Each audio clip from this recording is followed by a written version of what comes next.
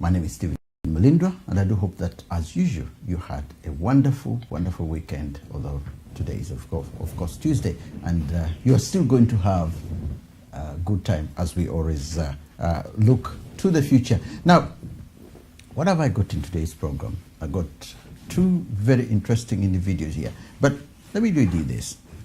President Museveni gets his 6th term in office and underway in Uganda. But is there anything new he will do that he hasn't done before? This is one of the questions we're going to try and answer in today's program. Now, the question on everybody's mind, even his diehard supporters are asking themselves that question. Too many of us, it's only him who can answer that question. At 76, he's at an age where he should be looking after his grandchildren and enjoying the fruits of his long and labor after years of a bush war and a head of state, of course, of Uganda for almost 35 years. There is a generation of Bobi Wine that had just come in, and many others who were not even born when he took office, who are asking him to go, but in vain. Where is he taking Uganda? And where does Uganda take him as a key? Is he taking Uganda, and where is Uganda taking him? Okay, with me in the studio to discuss this issue are two very good patriotic Ugandans living in the diaspora, one of whom stood as a presidential candidate in the 2016 elections. That, of course, was won by Museveni. Maureen Walumbe Chalia, welcome to the program. Funny you call me Walumbe. It's Walube. We took out Walumbe. the M. Okay, you took out the M? Yeah. It sounds, when one is pronouncing it, that is how it's supposed to sound. It's Walube, yes. Walube, okay. I beg your pardon. You were presidential candidate in 2016 elections. Welcome to the program. Thank you. Also with me is Mr. JJ Otieno, a CEO and content creator of LILTV. Welcome to the program as well. Thank you. I want us to start with that question. Mm-hmm. He's been in office 40 years. Yeah. 35 years. He fought a bush war. Most of the people he stood with are no longer standing. Some have already gone to their grave. What is preventing him from saying, look, I've had enough, let me walk away? Is it a fear factor? Is there something? We're just making an assumption here. Is it a fear factor that he's worried that if I leave office tomorrow, then I'm a dead man, or someone else, there's no way someone can rule other than me? How do we go about? I mean, you're a presidential candidate, so you probably have an insight on that. Yes, I'm actually bound by confidentiality, but I'm going to have to share this for the benefit of everybody. In 2012 to 2015, I served as his presidential advisor, and I was quite close to him. I was a witness in a meeting when he called the NRM people and told them, I'm not standing in 2016. Really? You need to find somebody. I am tired. I need to retire. Now, what NRM did, I'm going to call it blackmail. They started fairing everybody from everywhere, all the old people from Lango, all the children from Karamoja, all the victims from the Kony War in northern Uganda, all the children who had babies who were raped, and they were all coming to State House every single day crying, if you go, we are all going to die. You're our only savior. Okay. So they do that, they emotionally blackmail him. On one side, I am a witness when that happened at State House Entebbe. And then they rig the elections for him. They don't rig the elections because they want necessarily him to be president, but when they rig for him, they rig for themselves. Okay. Yes, so all the MPs, if he falls, they all fall down. All right. To stay in parliament, they have to rig. And when they rig, they give him the information that you actually want. And that is why there is this problem at the grassroots of the government suppressing the people, killing them, abducting them, making them disappear, and then go to him and say, oh no, those young people actually had stones, or they had swords, or they had, they come up with all sorts of stories. So it's more of the team behind him rather than he himself. Yes, and the older he gets, the better it is for them, because then they can get away with everything. Yeah. I went for meetings where he would say, can you please do this? And someone would write it down, squeeze it in a piece of paper, and put it in the bin. Really? I'm going to give names. I'll give you an example of a name. The State House Controller is called Nachobe Lucy. Yeah. One time I went in a meeting with him. It was about poverty alleviation in Busoga. And the government was going to give 2 billion to the Busoga region. I was the presidential advisor for that region. Yeah. We went for that meeting. Nachobe wrote down everything. Before we left State House, he did the paper like that, put it in the bin. Right in front of you. I met her in the office the next day to say, Nachobe Lucy, we agreed this in State House with the president. She looked at me and said to me, unless you're crazy, I wasn't in that meeting. I'm telling you. Hands up. JJ, we now thought it was a fear factor. We thought it was something else. What do you think? Right. Look, I have no affiliation with any political party in Uganda. Yeah. But you see, for me, I look at things and sometimes I read. Before we came into the studio, I've been telling you that when you see Museveni talking to the Western press, he talks intelligent. You see an intelligent person. When he comes to speak to Ugandans, he speaks to them like as if there are people of no understanding. Now, I have to remind you, he has said it himself. He said, why should he leave when he started reaping the fruits of his labor? So that's it. So if we can actually pay attention to what he says, rather than being fixed on I hear this song every day, people chanting, Museveni must go, Museveni must go. Right.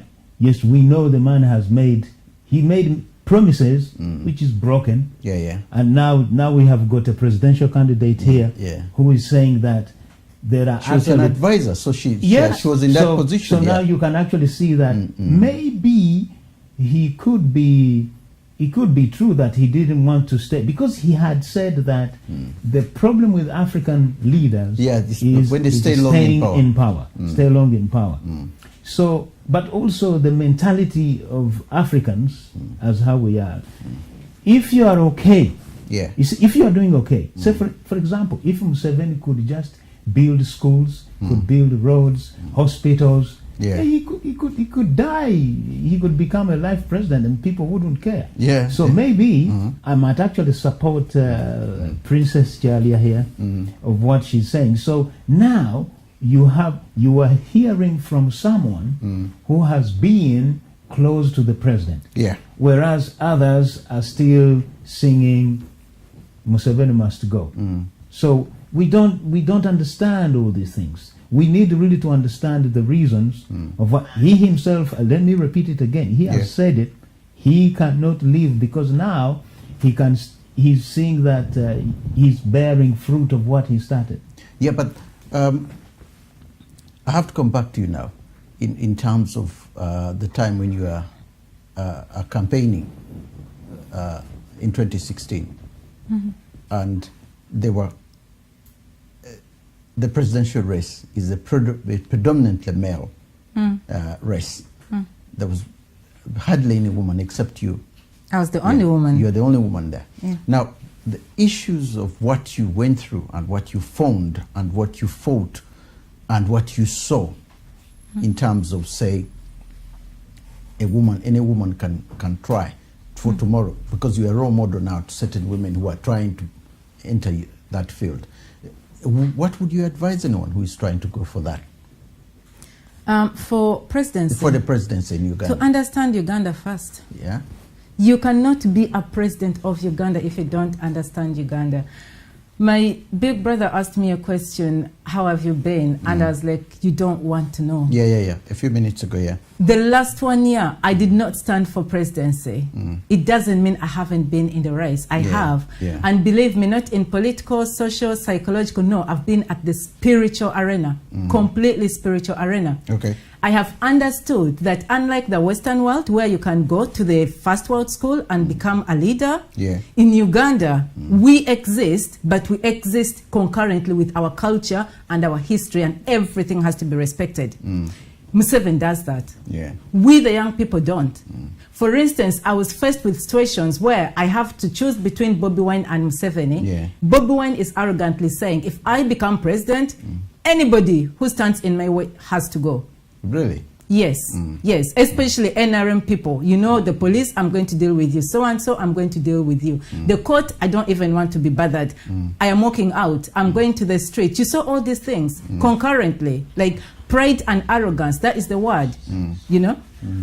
Now, you're going to get to Museveni, who, no matter how bad he is going to say, I'm bowing down. He is the richest. He's the humblest. He's saying, I'm happy for dialogue. He's saying, come and see me. He's saying, let us talk. If I cheated you, let us talk. And you're answering back and you're saying to him, I don't talk with Museveni. I'm going to United States of America. America is going to fix this. It is this kind of pride and arrogance. Why do you want to be a president of Uganda when you don't trust the Ugandan elders to sort out the problem? Because Museveni is not isolated.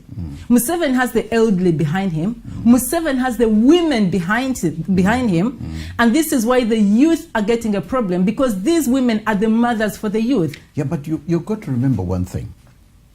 It's a common...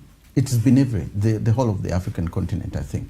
We have a youthful population, and they haven't done anything to do to make sure that the youth get employment. If you see videos of Ugandans who are crying in these Arab countries when they go for work, these are people who should be home. The women who are suffering in Saudi Arabia, in Kuwait, in these Arab countries, they go there to look for employment. The government hasn't set up something at home to make sure, not necessarily it can't employ everybody, but it set up employment structures which will employ the youthful people. And I think this is where the frustration of the Bobi Wine generation is coming from. What are you doing for us? What are you doing for us? That is where the biggest problem is. He hasn't done that. Mr. Mlindwa, what can he do to correct that now that he's got another 5 years? This has nothing to do with what he has done and has not done. Okay. The youth of today have got a lot more than you and me got. Yeah. Because remember, Museveni was our president when we were children. Of course. They have got a lot more. Those whose parents can't pay for education have managed to get education, poor quality, but it is there. They've managed to get access to health, poor health, but it is there. They've managed to get access to so many things we couldn't get access to. I didn't hold a phone until I came to UK. Okay. Yes? Okay, yeah. Now, the difference between them and us is something so simple. We were taught to be humble. We were taught not to be arrogant. We were taught that the most important thing is getting food, not having money. We now have youth who claim they have acres and acres of land. They sell the land to buy a motorbike and have like food. Within minutes, the motorbike has crashed, has got an accident, and they have no land, and they cannot grow food. They have moved away from being wealthy to being rich. The idea of money and employment is a Western culture idea, and we have to be so careful when we are pushing it. Mr. Mlindwa, I stood for presidency. I'm, by the way, training as a barrister, and I'm a very highly qualified person. Okay. But when I came into this studio, that car you saw me driving there, it is a minicab. That's very interesting. No, it is a minicab. I do drive for Uber. Yes? Because I need to be self-employed to do what I need to do. And when Museveni taught me, he didn't teach me to be a slave, to be employed. He taught me to earn money. He had 3 principles: fight poverty, ignorance, and disease. Poverty and employment are 2 different things. But this is where I think you probably got me wrong. For 35 years, the issues that were there, for example, money has been spent. There's corruption, of course, in Uganda. There's a lot of things which haven't been done. But when you invest in human resources, in human resource. This is where the Western world is better than us. I'm talking in terms of experience with Nigeria, Ghana, and other African countries. The structure of the youth in all African countries is the same. The structure which political leaders in Africa have done is the same. I've interviewed Ghanaians, Nigerians, and so on, and I've seen what is in Uganda is also in Ghana. It's something similar. So when it comes down to employment, the setting up of structures is what I'm talking about. Zimbabwe is having that problem. South Africa is having that problem. So you have to put it in a way that it's a common problem. The politicians are not investing in the human resource. You know, I mean, the youth could go and earn what they are earning. Those are the few that maybe you have mentioned. But when we talk of graduates who are coming out of university each year, you know, they have to go somewhere. We have more than 10 universities now in Uganda. Those graduates somewhere, if the structure is set up, they can be employed. I don't want to be a one-on on this. Can you come in? Can you come in here? What do you think? Well, I'm just listening to you. Okay, look. Yeah. When Museveni came to power, yeah, Uganda was zero. Of course, of course. Totally zero. As I said, I am not supporting Museveni, and I know the mistakes that he has made. It is near impossible to build a country which has been demolished down to zero. Okay. Because he has to start with hospitals, he has to rebuild schools, then he has to rebuild the agriculture sector. Okay.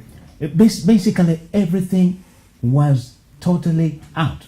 So, and as you know, a poor country like Uganda, I don't like to use this word poor, because we have been decapitated by the West, by, you know, when our products, we can't export, we can't do nothing. So, what I'm saying is this. Yeah. Creating jobs is fine. Now, when I was growing up in the 60s, we have to remember Obote built hospitals, Obote built schools, and everybody was happy actually to be in Uganda. Uganda was one of those... No, he found the country moving, so he continued with the movement. Okay, yeah, so thank you very much for correcting me. Mm. But when Idi Amin came in, everything went down. Now you can imagine rebuilding a country from zero plus, and he's not only just rebuilding the infrastructure, is rebuilding the mentality of we people. As well. You see, you have to fight the people who are opposing you, and then that takes a lot of energy. And most of people were not even ready to listen, like what an example that she has given, that Kyagulanyi doesn't want to talk. You remember, I said this, there are two things we need to look at. There is a politician and there is an activist. To me, Kyagulanyi is an activist.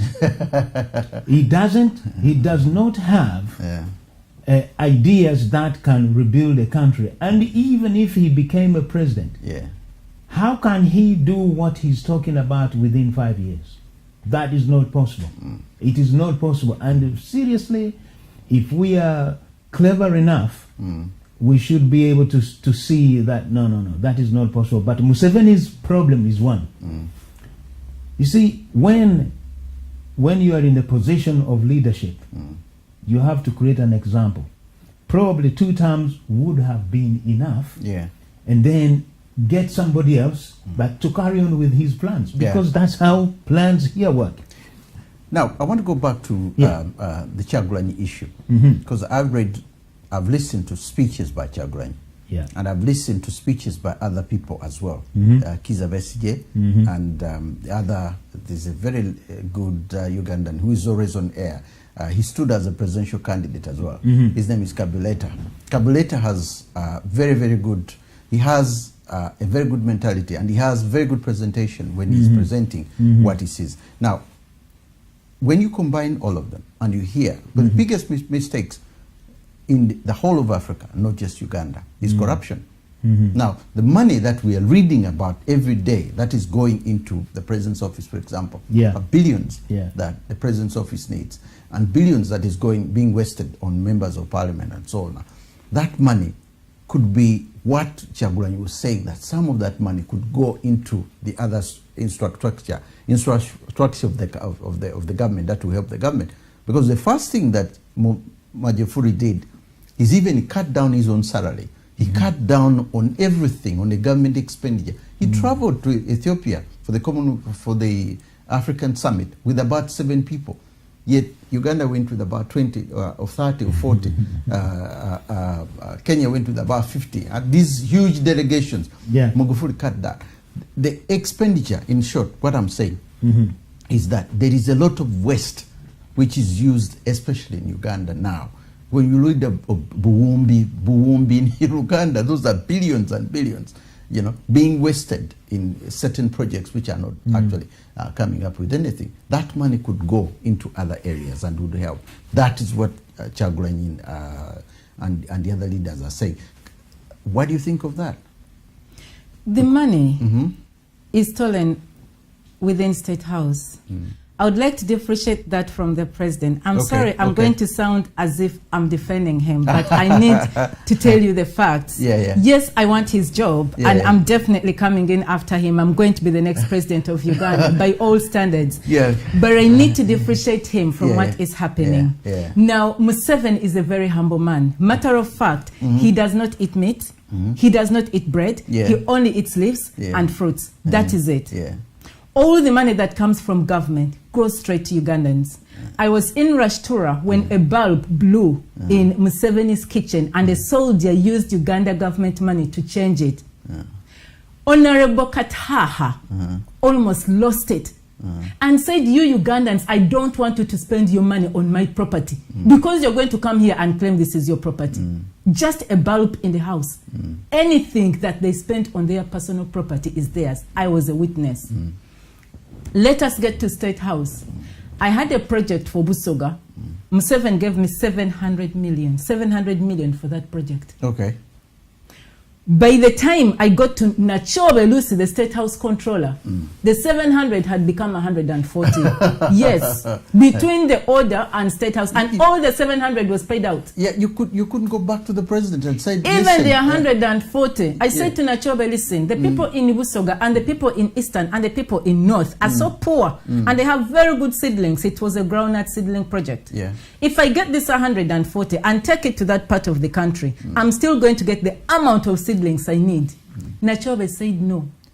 Instead of buying 1 kilogram of G-nuts at say 3,000, he bought it at 6,500 in Kampala. So all the money stayed in Kampala. The money I was given to coordinate the whole of Busoga, I promised in the name of the Father in heaven, was 5 million. From 700 million, Nachobe gave me 5 million. He brought a truck of a few G-nuts. The point I'm trying to make is, as we are blaming Museveni, we have to take responsibility. The problem of Uganda is my home, where I come from. It is Busoga. The problem of Uganda is Kadaga. It is not Museveni. The problem of Uganda, yes, it is my own aunt from my family, but we need to get things clear. Nachobe was brought to Museveni by Kazibwe. She was a personal assistant to Kazibwe. It is Kadaga who controls the budget, both in parliament and in State House. But listen. What I'm trying to say here is I can agree with you because you are there. You know all this is true. But the thing is, you could still walk into the president's office and say, listen, you gave me this amount of money and it's disappeared here. Why are these people taking that amount of money away from me? That is precisely why I am driving for Uber.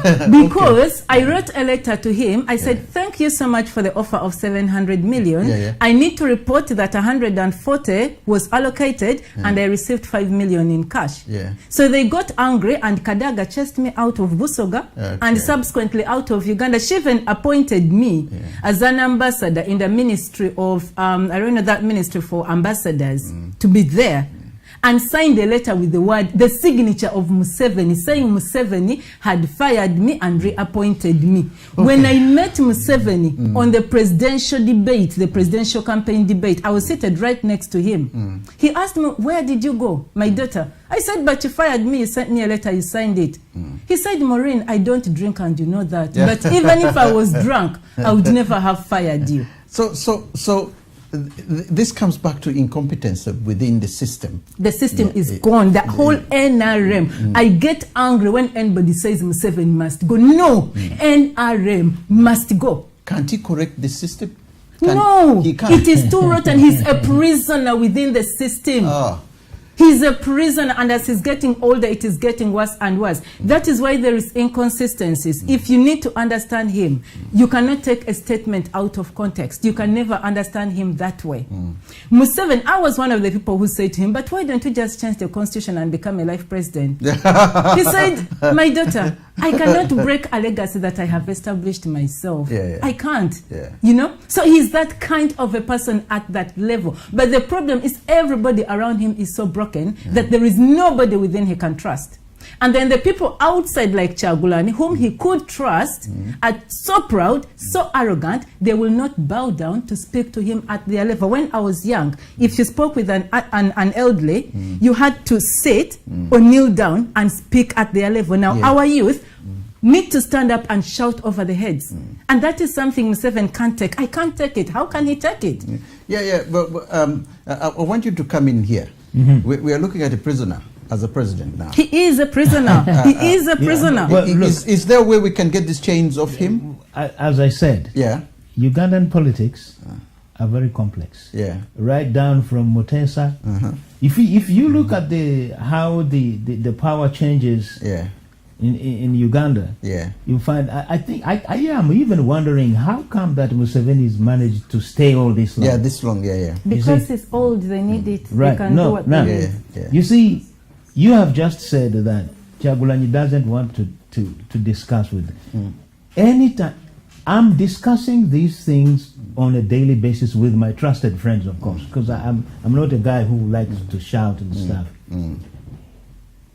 I'm just going to give an example. In business, when you are starting a business or you are writing a business plan, there is something called SWOT analysis. And it should also apply in politics. A guy like Kyagulanyi, he's very young. By the time another election comes, he will be 45. But he looks like he's in a hurry. Now, he does not understand this SWOT analysis thing that I'm talking about. He has to realize what his strength is, his weakness is, his opportunities are, and the threats. So, if I was Kyagulanyi, or if I was to advise him, I would say, my friend, just go slow. Now, it is your time. Build yourself up. Understand the meaning of becoming a leader, not a populist. Not just because you can stand on the stage and sing, and then you have got this a crowd of young people following you, and it goes into your head. No, those people who are supporting you, they can't even write their names. So he needs to sit down with his advisors and say, well, look, let us have a plan. Let us have a shadow government that will challenge Museveni, or that will challenge whoever is behind Museveni. I have met Museveni, believe me, here in one of the hotels in. But I just went there just to listen to what he's talking, and of course, get some pictures and stuff. As I said, when you hear him talk, the guy is so passionate about Uganda. Who, Museveni? No, Museveni. He's so passionate about Uganda. He's so passionate about East Africa and Africa. He's a Pan-Africanist. Exactly. He's a Pan-Africanist. And you see, because we don't remember, when we were growing up, before Tanzania, Uganda, and Kenya got independence, you could jump on a bus, go to Dar es Salaam with your money in your pocket, buy a shirt there, same thing, no questions asked. So when we all got independence, now we started having ideas that we can do everything ourselves. But Museveni still has that thing in him.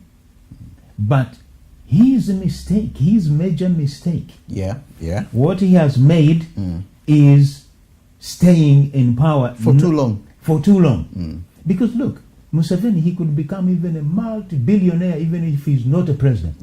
All he has to do, look, I'm in Rukungiri, I've got my cows, write a book today, and then jet off, go and give a lecture. Look, man, Tony Blair is making a lot of money. Of course, more than he was. David Cameron as well. They were attacking Exactly. He got 6 million now. At some point, I was Exactly. reading, 60. They got, So- they're getting money because when they have left office, Barack Obama is getting money as well. Exactly. When they leave office, Now there's coming always to your opportunity. question that Yeah. why hasn't he fixed? I think I did answer that. Why can't he fix the issue of job opportunities? Yeah. First of all, Uganda needs to be rebuilt from. When I went to school, my father and my mother, we had coffee plantations, man, around the house. Yeah. That's where we got them. That's where they got the money to send me to school. So other families, but now it's not there. So, how then do you, if you were in that position, the question then comes, then what would you do? Fixing anything from zero. But this is what you got to look at. Mm-hmm. The Uganda Yeah. of the 60s Yes. and the Uganda of the 70s and the current Uganda now are two different Ugandans. The Ugandans of the 60s didn't have a huge population as it is. We are approaching nearly 40 to 50 million Exactly. at the moment. And we have that young age which is existing there, which Chagulanyi has managed to tap in. And the advisors of the president, or even the president himself at the time, he should have tapped into that age long time ago. But because there are other issues, obviously, we are looking at him as a president, there are other issues. Now, the people who are surrounding him, who should have been doing most of that work, are not doing it. That is where the corruption side comes in. Because if you people are not, Museveni of 1976, if that Museveni could come back, most of the people who are here now wouldn't be there. Because that Museveni, I remember, was a very, very strong and hard-working guy, and he could do anything. And I remember a policeman beat up, a colonel or a major, beat up a policeman in the street. And I was working for New Vision, and we wrote the story down. The man dismissed him from the army straight away. He acted quickly, because at the end of the day, if we do exactly what the other people were doing, then there won't be any difference. Now, what I'm saying now is that tapping into that structure as you go. You are in this country, it's a developed country. They start planning. Now, the plans of the next 20 years are already down the line. Even the current Prime Minister can't change them because the planners are there. They have already said, we have a housing estate in Canning Town, we have this, we have this. That is the structure which is not existing in Uganda, and it's not existing in other parts of Africa. They're looking at today rather than tomorrow. And then tomorrow turns suddenly. That's why you're seeing demonstrations in Nigeria, demonstrations in Ghana, demonstrations in other parts of Africa, because they haven't planned that. That's what I was saying. But can I intervene? Yeah. Look, when the Europeans came to Africa, you have to remember they didn't come to develop Africa. They came to take whatever is beneficial for them. Even including the administration. And the education system. Just wait. I'm going to finish quickly. Everything was to work in their favor. You have to remember, the district commissioners, they were English, 17-year-old kids. And most of the people who are actually in governments today, or past governments here in the UK, they have been district commissioners learning the job in Uganda, how to govern. So we don't understand that governance. All the time, now the country is polarized up to the point that we are not thinking about tomorrow. You talk about planning. So what planning? I've got 5 kids. Look, my brother, the brother who follows me, has got 10 kids. And I'm saying, you have got 10 kids. But you don't have the capacity to take care of them. So if one of them gets sick and one of them wants to go to school, how do you And they say, well, you see, you become British now. so you see what I'm saying? Yeah, so I understand. That is the dilemma that he's facing. As you have touched that in the 60s and 70s, we didn't have that. We were only 6 million Ugandans. I do actually agree that population is an issue, because when he became president, the population was 5 million, and now it is 40. But that has led him to depend on other people to do the work. And naturally, the first people he depends on is his family. But his family, especially his cousins, are not interested in Uganda. They are interested in getting money. The main business for Uganda now is selling the Ugandans slaves and Ugandan human parts to Saudi Arabia. That is the main business. That is where the money is. So the family have gone in to control the police, to control the army, and to use them for their own benefit. As we are seeing these kids disappearing and we are crying Museveni, it's not Museveni. Those kids are being killed. A mother who put an app on the daughter's phone followed up, and the daughter was killed in Case Clinic, and her parts were removed, and she was burnt. It is a business, a very big business done by the family of Museveni. The presidential candidate. Let me say, well, I know you have supported Museveni. I'm not supporting him. Now, let me ask you, why can't he fire all these people? Yeah, this is one of the... Why can't he actually fire them? Just get up early morning and say, well, you know what? I'm fed up. All of you guys go. Have you ever heard of the word mafia state? There is a guy called Tamale Midori, you know him, who always refers to mafia state. I know. I'm trying to explain something, but I don't think you've got it.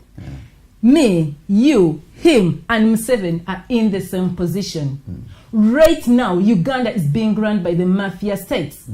The only way we can help to save Uganda is by removing the whole of NRM. How do we remove it? We work with Museveni from inside and get NRM out. But he himself is There was NRM. a question here. There was a question here. What difference, what is different that he is going to do? I have already offered to serve him. I've already told him. You're going back to NRM. You need to no. Serving Uganda is not serving NRM. Okay. If I am going to go in NRM, I'm going to change it. The R in NRM, which is resistance, is going to turn to restoration. So it is going to become National Restoration Movement, and then I'll be a member. I'm not a resistor. I love restoring. But I have offered him to serve him, and I'm saying it on record. What do I want to do? To personally help him do the transition from power to her next place. Okay. There is something Ugandans underestimate. Museveni is not just an Ugandan. Museveni is a Mukama. Mukama are those children who were born, and until today, if anyone asks one question, tell us Museveni's dad, none of you knows him. As a matter of fact, even the person they said was his dad, when he died, they buried him on his personal land. So he has no chija, he has no cultural land in Uganda. Nobody knows where he came from. So should we say he's not a Ugandan then? No. It's not the case that Bakama are not Ugandans. I have a son who is a Mukama. So Bakamas are children who are born, but their DNA does not match with their fathers. They are born to be kings. Really? King David, King Saul, King Solomon, all the kings in the Bible, how they are listed. Jacob, Jesus, Moses, all those people, they are Bakamas. Okay. That's why they call them lords. Their DNA has an issue. Even if you go to Joseph's family, the reason he was sold, he was an outsider. Jacob was an outsider. Jesus was an outsider. Everybody is an outsider. So is Museveni. So you grow up alone, and for just one purpose, to serve your country and to serve God, nothing else. Okay. Let me just finish that. He needs to do a transition. So if he appoints me, I have already done a lot of talking with him. We are going to try and re-establish the constitution that was planned in 1962 when we got independence. That was a brilliant constitution. We talk about years. Museveni has ruled for 35 years. For heaven's sake, how many years has the Queen been the head of England? No, No. Don't laugh. Yeah. Don't No, laugh. the reason why this country has been stable. Yeah. It has not had a war. It has not had a general election with all the civil servants changing, the police changing for over 65 years. Yeah, but you're talking about a country that has been in existence for the last 300-400 years. We've been for 50 years, and they gave us that structure. The democracy here was built over the last, I should say, 300-400 years. Whatever structures are here were built, and they made sure that those structures, the way they were built, and the Queen is a monarchy. She doesn't have powers to do to lead the country. She's a monarchy. She's just there. But we have, that's why we have it's the Prime Minister. Mr. Yeah, it's a ceremonial. Mr. Mlingo, the structures here are the structures Uganda was given in 1962 when power. Let me finish, please. When power was handed over, there was only one mistake which we could have changed. The only ceremonial leader they left was the Kabaka. So all we needed to do was to borrow the United Arab Emirates model, because they have the same model, and either rotate the ceremonial leaders across the different cultures, or give each area their own responsibility, as UAE has done. That is something we could have done. But strictly speaking, the system of having the young people run the politics and the elders who are royal run the country at that level works and is safer for any country than running to USA to bombard the country because the president has cheated elections. Run to European Union to put sanctions on a country. Surely, if we are saying we are independent countries, we should be old enough to be able to handle these issues.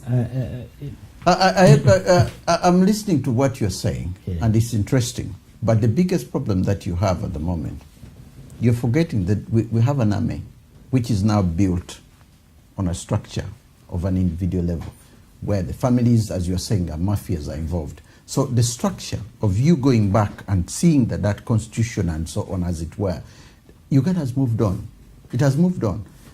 Whatever is going to come should come with some kind of conscience, in a way, that there's a lot of consent through the parliament, through that. Because the parliamentary structure we have could easily work, but it could easily work when people are doing their job with a conscience, rather than doing their job because so and so has put me here and has paid me money. The money structure is what has destroyed it, because the politicians are not even making up their own mind because of money. They're earning money. Am I wrong there? No, you are right. I think the problem that we have, whenever we talk about corruption, people forget that everyone from the ground is corrupt. Exactly. So, look, if I come to your office... The society is damaged. Exactly. If I come to your office and I want you to hand a letter to... just a simple letter to someone, but you say, well, without... this amount you... that letter, no. So who is corrupt then? We are talking about Museveni is corrupt. Museveni is corrupt. Okay, he might be. I'm not saying he's not or he is. But we are forgetting that the entire society is corrupt, and those who are actually making a lot of noise, we are corrupt, they themselves, they are at the top in terms of corruption. Of course.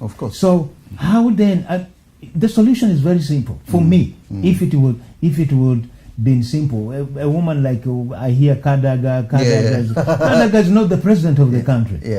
If she's the problem, look, leave, man. You see, and I think, but I understand Museveni's got presidential powers to fire anyone, or just to appoint anyone. So why is he still struggling with the people who are running the country down? Because these are the people that have been with him for. I think I can, to a certain extent, I can understand. I mean, if I could say anything to my grandfather, I could be with my granddad and lie to him. I could do anything because he believed in me, because he's seen me as his grandchild, and so I can understand the way that the man is operating at the moment. Because when people have been with you all along for 35 years, for over those years, and you suddenly become immune to, even if they have a problem, you'll be immune to that problem. Well, that is, I think, from what I understand, from what you say, people get married for 40 years and they still get divorced. I know, but for successful divorce, for successful marriages, you'll find somebody telling me, I talked to an old elder man once here, and he was telling me, he said, look, I just got used to, said, if you ask him what is wife's first name was. He made us all laugh. He says, listen, I forgot the name nearly 40 years ago. And we said, why? I said, no, but I call her Love Dear. And she's just got used to that, because if I start asking her now what her name was, you say, what's wrong with you? You don't know. Because over the years, he's learned, and to him, she was doing everything. The water is being brought, the food is brought, everything is brought. So you just let the flow go. That's what most elder men do. You know? So all I'm saying is that I can understand now what she's saying, that these people are in there, and if she thinks of getting rid of Kadanga, then there is, who's going to replace her, who I've known to talk to. Maybe like that lady as well. It's not, Kadaga is not a person. There is this thing that Kadaga is Busoga, that is 3 million people, basically. So it's not just the person, it's everything that they make him believe they are. For instance, every time he tries to make changes, Kadaga blackmails him. Busoga voted Chagulani. But Busoga is commanded by Kadaga. So if they voted Chagulani, then Kadaga commanded them to vote Chagulani, because whoever Kadaga commands them to vote is who they vote. It's as simple as that. So it is not just as easy as individuals. But there is a solution to the army issue.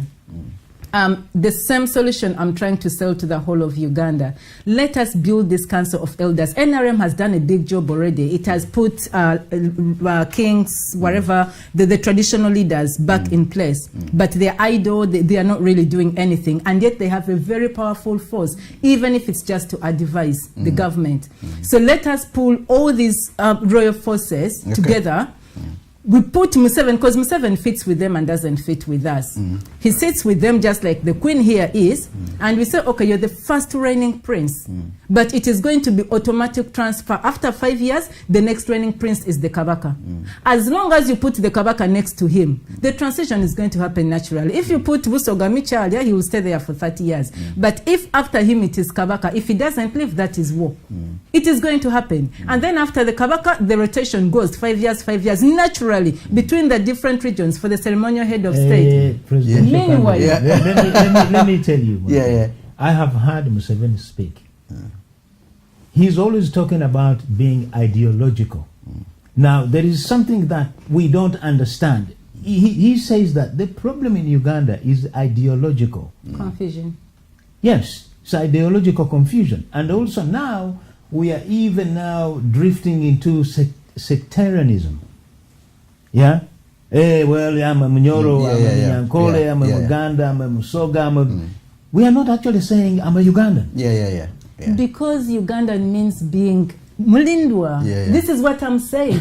Although the white man, Britain, has come up and said, all Ugandans, you're Baganda. Ugandan means being a Muganda. That is the bottom line. Wait. No. Okay. Being a Ugandan is courtesy of the Buganda Agreement 1900, which was signed by Buganda. So we are all Baganda by proximity. And for 100 years, we have not been able to say, hang on, let us sit on a round table.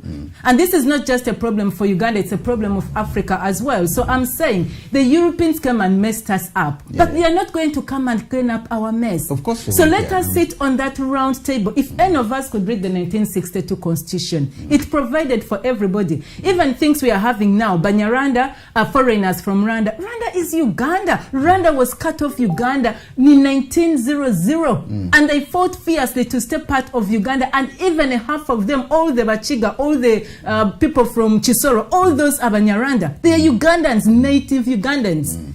You know, so if we have this transitional leadership, it is going to help sort out those problems at that level. While the president, the Chagulanis, the Chalias, are working on managing the business for the government, managing the schools, managing just like the prime minister does in this country. The president, the prime ministers, the MPs will be focusing on what is needed on the ground, while our elders focus on the strategic leadership. Like any other company, however small it is, you need operational staff and you need strategic staff. What we have in Uganda is simply an operational government, and that is where we are getting it wrong. COVID is here. MPs, get this money, go and hand it out. How can MPs hand out money at people's doorsteps?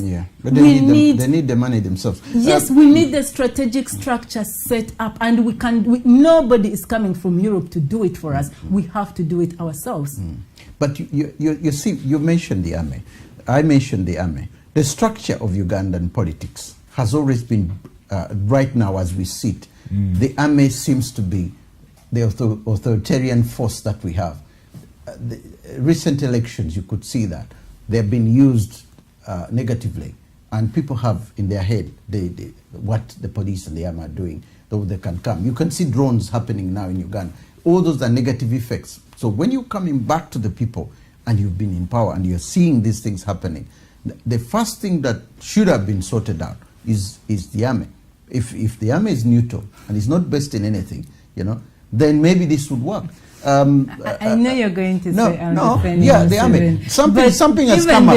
The UN, for example. I'll give you an example here. One of the things that came up when I was doing my research for this program was to do with what the United Nations are trying to do. Now, they are saying they have African leaders. They are saying if they have, for example, issues in certain countries where they can say they create a separate army, like a peacekeeping force. But this time they were telling the African Union that if you have an army, an African army, that you can quickly deploy in certain areas when you're going to hold elections. Because usually during the elections, there are problems.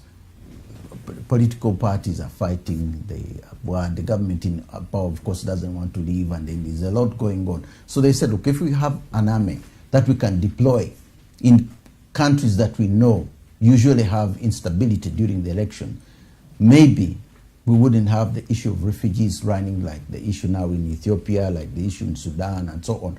When the elections are about to take place, we deploy an army into that country.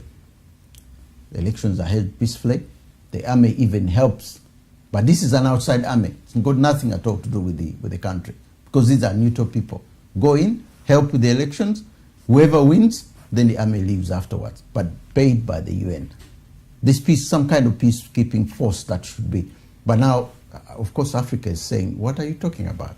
And of course, maybe even America, somebody has to fund that. It comes down to money. Would that idea work? Don't you think it would work? Stephen. Yeah?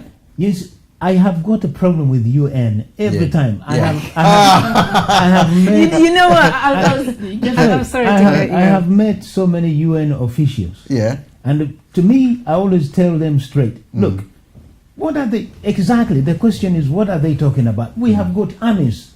If we wanted to have an army deployed from Rwanda or Ghana or Nigeria or South Africa to be neutral, we just say, well, look, send army personnel, maybe 1,000, maybe 200 from Rwanda, 200 from Ghana, we have it. You see, this is where all this, I don't believe in the UN because they are always taking themselves to be the savior. They are the ones to come up with the ideas to save us. Let me cut you short. Yes. The army they are talking about is an African army. I was discussing Tigray less than 2 weeks ago. True. There's a war going on in Ethiopia between Tigray Liberation Army and the Ethiopian government. These people were in power, both of them. Now the structure has gone out. Sudan is having something similar with the Sudanese leaders and so on. So what they were saying that this actually could be an African army. We can, like what Emerson is doing in Somalia. We have an army that can easily be picked from Ethiopia, Kenya, and said Uganda has a problem. Go in Uganda. That is exactly what they were saying. They were not saying that they need. Just a minute. Yeah. No, I don't want to cut you. Yeah. Museveni is been helping. Yeah. He has sent forces in Sudan. That's what I'm saying. He has sent forces in Somali. Then they started blaming him. So you see, they but that's not the UN blaming him. No. But people always people will say, you see, Museveni is a warmonger. Why is he sending? As we have said that Museveni is an Africanist, a Pan-Africanist, because he knows very well that if there is peace in South Sudan or Somali, that means you can trade. Everything will be perfect. He understands that, but some people, they are so much fixed on what has he done, because that's what the question anyway. What will he do? What he hasn't done? He's not going to do anything in 5 years because he has been there. I'm trying to look at his achievements. When you talk about his achievements and his failures, we have already received it from a presidential candidate here. His achievement, is quite a lot since 1997. 1980. 86. 86. Yeah. You know, we've already seen most of that. In the first 10 years, we're extremely productive. Then in the next 10 years have been were different. That's where the difference is. So what would we count as his biggest achievement? Population. Population. Yeah. Education? Population from 5. Because he's gone away from the 10-point program that he came with. 40 million population, and that is why I don't want us to get into all the issues of COVID and family planning and everything. But when I stood for presidential elections in 2016, all the ambassadors of EU called us for a meeting. Yeah. And the population of Uganda was #1 on their problems. The next one was land. How do the national people, the natives, release the land? But first on the list was population. How do they stop the women from producing so many children? And I say to them, you are looking at the wrong people, because a woman produces 1 child every 9 months. If you want to stop population, then try stopping the men, because one man can produce 10 children in 1 day, but a woman cannot produce 10 children in 1 day. But population is his biggest achievement, and population is his biggest downfall, because he now has these kids, called them 7 kids, the Chagulanis, who are like, you know what, you're so old you don't even know what you're doing, you know. And I'm thinking, when he's reflecting, he's like, okay, if I didn't organize for you to be born, if I didn't provide the healthcare, if I didn't give you the immunization, if I didn't make sure you are fed, you wouldn't be here. So where do you get the right to say I should leave when you're here? Because I'm literally your God. You know? So that is his biggest achievement. However, I need to share that in the last 1 year, I've worked very, very closely to my version of God. My version of God is Gulu. That is what I read in the old books of Uganda. The God who was there before. Gulu, which means heaven. That is my version of God. So the last 1 year, I've worked very closely to him. And he taught me one thing: to stop a problem, start at the end. So the problem of Uganda is not the elections. The problem of Uganda is the unending war between Buganda and Bunyoro, which has happened for 500 years. It started 500 years ago. It is ongoing. Whether it appears as Museveni, as Chagulani, as Obote, as Kabaka, it is just that war. We can end it, and it goes back to my format of transition. Let us get all the royals out of politics to do their own thing. Just like we have the House of Lords here. That is what they did here. They just pushed all those complicated people out, who needs all their respect and everything.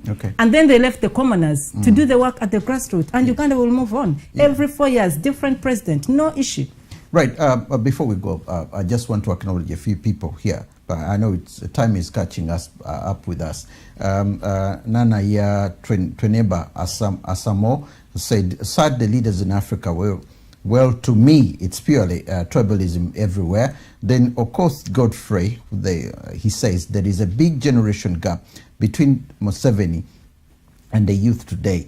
You can't lead the .com era with the long historical relics. More than 70% of Ugandans are youth, led by people of the 80s, you know, and so on. He goes on, it's quite a lengthy one. Moses Malay, anyone defend Museveni must be crazy. Museveni has looted our country into a stone age. Museveni is a thief. That is what Moses Malay says. Now, we have less than 5 minutes to go before the program comes to an end. And I needed a personal opinion, in a way, of where Uganda is going forward, because obviously the next 4 years are going to be very different, and now we are seeing that the constitution is being changed again to make it 7 years. 7 years for most of the administrators in office. This is something which was not in the constitution, but it's being added in, so that he spends, instead of the 4 years, he's going to spend 7 years in office. And then all the other administrators are coming in with another, with 7 years as well. Now, I don't know. How do you guys see the future then of Uganda? Because they're touching the constitution again. But you could take off. I know it appears Museveni is doing these things. I am a Musoga. I am not vicious. The problem of Uganda is Kadaga, is not Museveni. All those changes to do with parliament, that is Kadaga. Yes, she's so manipulative, and she'll do anything she wants. Now, personally, I am fighting even to save Museveni's life. Yesterday, I actually got a phone call from State House. Okay. He wasn't well at all. All right. Even to keep him alive is a very big job. We are fighting to protect him. He, as a person, is aiming at one thing, a transition. He has so much obstacles from everybody, but he's aiming at a transition. I'm not going to give up. I'm going to offer myself to work with him any way I can so that he transits and Uganda progresses. But Uganda has a problem. It's called NRM, and NRM has to go. It is not a man called Museveni. It is the whole NRM structure is rotten. Whether it is people working in State House, people working in army, you've rightfully said, but are NRM, because there are soldiers who are professional and soldiers who are NRM. There's a difference. There are police officers who are Ugandan officers, and there are police officers who are NRM. They are actually soldiers, not even police officers. So NRM system, the whole of it has to go. Even if Museveni remains as the president until he dies, I have no problem with the man. But NRM is rotten, and NRM must go. Okay. Your opinion on this? My opinion is very simple. Yeah. Let us not be driven by emotions. Okay. Okay. When you are driven by emotions, your intelligence disappears. Yeah. Even what you say, it won't make sense. If we want to see Uganda that we want to see, then we have to think about Uganda, not me, not anyone else. I'm not even concerned about who becomes the president. Yeah. But all I want to see that is that person going to serve the people. Museveni has made so many errors by saying that he's not a servant of the people. He's serving his children, and as a leader, he shouldn't have said that. and I know that is. But even if you ask me, what is his plan within 5 years? I don't know. What is he going to do? Exactly. But retire. They retire, maybe. Retire. That he hasn't done before. And then, then the next thing will be who comes next. Yeah.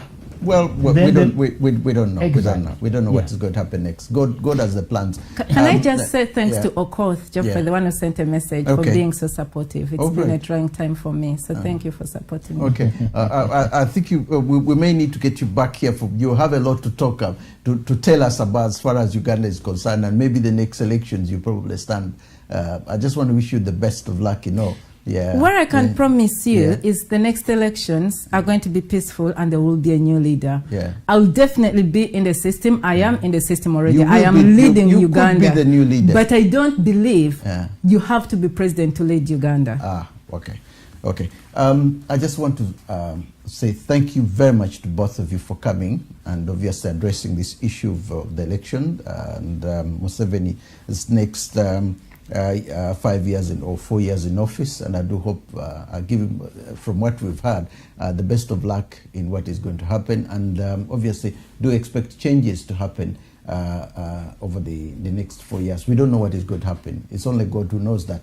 I just want to thank you all for viewing us in today's program, and I do hope that we'll be together again next week or next time when we meet, and have a different part of Africa in which we always discuss as it has always been. This thing has reached my head, I guess. Thank you very much, and may God bless you.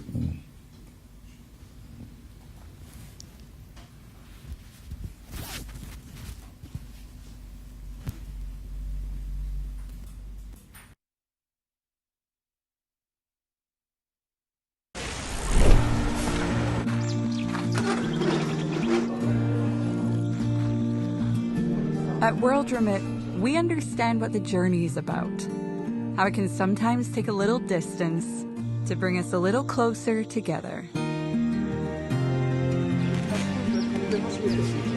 With ways to save more when you send more, World Remit is here for you, so you can be there for them.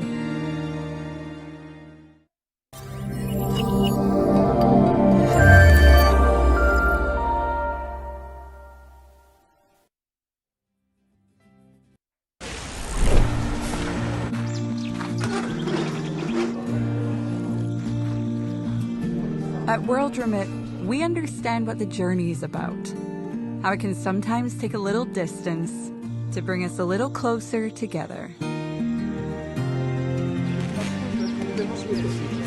With ways to save more when you send more, World Remit is here for you, so you can be there for them.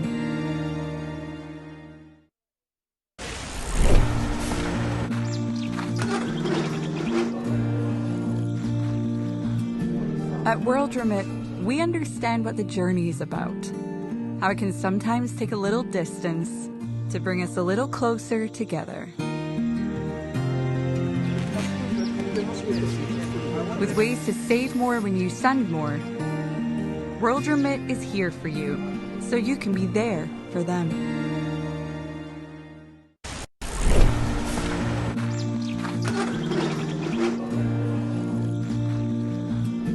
At World Remit, we understand what the journey is about, how it can sometimes take a little distance to bring us a little closer together. With ways to save more when you send more, World Remit is here for you, so you can be there for them.